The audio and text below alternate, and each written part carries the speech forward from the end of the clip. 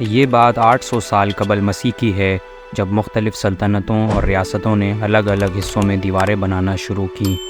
پھر اس کے تقریباً 600 سال بعد شہنشاہ چن شو ہانگ نے ان مختلف حصوں کو ملا کر اسے ایک بڑی اور مضبوط دیوار کی شکل دی، جو آج ہمیں دیوار چین، دی گریٹ وال آف چائنا کے نام سے معلوم ہے۔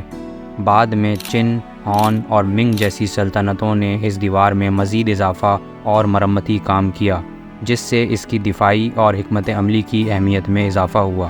چین کی دیوار دنیا کی سب سے لمبی انسانی ساختہ تعمیر ہے اور ایک شاندار کہانی کی حامل ہے۔ یہ دیوار نہ صرف چین کی عظمت کی علامت ہے، بلکہ انسانی محنت، فن تعمیر اور حکمت کی مثال بھی ہے۔ چین کی دیوار کی لمبائی تقریباً 21,196 کلومیٹر ہے، جو دنیا کی سب سے لمبی تعمیر ہے۔ اس دیوار کو ایسی شکل دی گئی ہے کہ یہ چین کی شمالی سرحدوں کو دشمنوں سے محفوظ رکھ سکے۔ دراصل چین کی دیوار کی تعمیر کا مقصد دشمنوں سے حفاظت تھا۔ چین کی شمالی سرحدوں پر مختلف قومیں حملے کرتی تھیں، لہٰذا ایک مضبوط دفاعی دیوار بنانا ضروری تھی۔ اس کے ذریعے چینی سلطنت کی طاقت اور عظمت کا اظہار بھی کیا گیا تھا۔ دیوار کی تعمیر میں مختلف مواد استعمال کیے گئے تھے، جیسے مٹی، لکڑی، پتھر اور اینٹیں۔ کچھ حصے پہاڑوں پر بنائے گئے تھے، جبکہ کچھ حصے ریگستانی علاقے میں تھے۔ دیوار کی تعمیر میں لاکھوں لوگوں نے حصہ لیا، جنہوں نے دن رات محنت کی تاکہ دیوار مضبوط اور محفوظ ہو سکے۔ ابتدائی دور میں دیوار کو مٹی اور لکڑی کے ذریعے بنایا گیا، جبکہ بعد کے دور میں دیوار کے مختلف حصے پتھر اور اینٹوں سے بنائے گئے تاکہ یہ زیادہ مضبوط ہو سکے۔ چین کی عظیم دیوار کی ایک خاص بات یہ بھی ہے کہ اس میں مختلف دفاعی نظام شامل تھے، جو اس کے دفاعی اثر کو بڑھانے میں مددگار ثابت ہوئے۔ دیوار میں کئی برج، ٹاورز شامل تھے جو جنگی مقاصد کے لیے استعمال ہوتے تھے۔ یہ برج دیوار پر مختلف جگہوں پر تعمیر کیے گئے تھے اور ان کا مقصد دشمن کی نقل و حرکت پر نظر رکھنا اور تیر اندازی کے لیے ایک بلند مقام فراہم کرنا تھا۔ اس کے علاوہ دیوار میں متعدد گیٹس بھی شامل تھے جو دیوار پر داخلی اور خارجی راستے فراہم کرتے تھے۔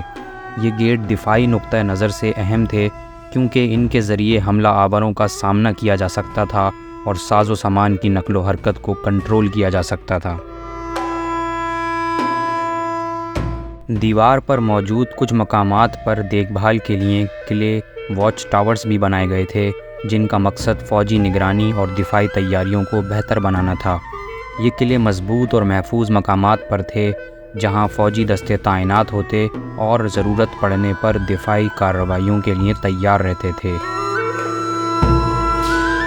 جبکہ مختلف مقامات پر دشمنوں کی ممکنہ کارروائیوں سے نمٹنے کے لیے مختلف حفاظتی تدابیر بھی کی گئی تھیں، جن میں حفاظتی گہری کھائیاں، ہتھیاروں کے لیے ذخیرے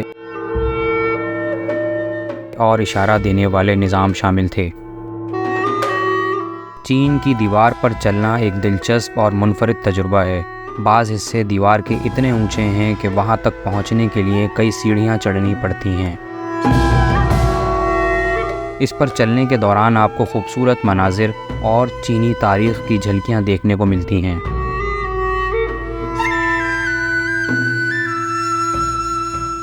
دیوار کی چوڑائی مختلف جگہوں پر مختلف ہوتی ہے۔ کچھ جگہوں پر دیوار کی چوڑائی 13 سے 16 فٹ ہے، جبکہ بعض حصے 26 فٹ تک چوڑے ہیں۔ دیوار پر گھوڑے دوڑانے کا اندازہ لگانا واقعی دلچسپ ہے۔ قدیم دور میں کئی گھوڑے ایک ساتھ دیوار پر دوڑ سکتے تھے، خاص طور پر وہ حصے جو چوڑے تھے، اور ایک اندازے کے مطابق گھوڑوں کی یہ تعداد ایسے مقامات پر 6 سے 8 تک ہو سکتی تھی۔ آج چین کی دیوار ایک مشہور سیاحتی مقام ہے۔ ہر سال لاکھوں لوگ اس پر چڑھ کر اس کی عظمت کا قریب سے مشاہدہ کرتے ہیں۔ سیاحوں کی حفاظت کے لیے دیوار کے مختلف حصے مرمت اور بحالی کے عمل سے گزرے ہیں۔ دیوار پر چلنے کے لیے سہولتیں فراہم کی گئی ہیں، جیسے کہ معلوماتی بورڈز، رہنمائی اور آرام کے مقامات۔ چین کی دیوار اتنی بڑی ہے کہ یہ خلا سے بھی دیکھی جا سکتی ہے۔ یہ ایک ایسی حقیقت ہے جو دیوار کی عظمت اور اہمیت کو اجاگر کرتی ہے۔ دیوار کے مختلف حصے مختلف ادوار اور فنون کی عکاسی کرتے ہیں جو اسے مزید دلچسپ بناتے ہیں۔ مختلف جگہوں پر آرکیولوجیکل تحقیقات جاری ہیں جن کے ذریعے پرانے دور کی معلومات اور مختلف راز کھوجے جا رہے ہیں۔ دیوار چین کو 2007 میں دنیا کے نئے 7 عجائبات میں شامل کیا گیا تھا۔ اس کا انتخاب ایک عالمی ووٹنگ کے ذریعے کیا گیا تھا جسے سوئٹزرلینڈ کی ایک تنظیم نے منعقد کیا تھا۔ چین کی دیوار نہ صرف ایک تاریخی عمارت ہے بلکہ ایک حیرت انگیز فن تعمیر کا شاہکار بھی ہے جو ہمیں پرانے دور کی عظمت اور محنت کی یاد دلاتا ہے۔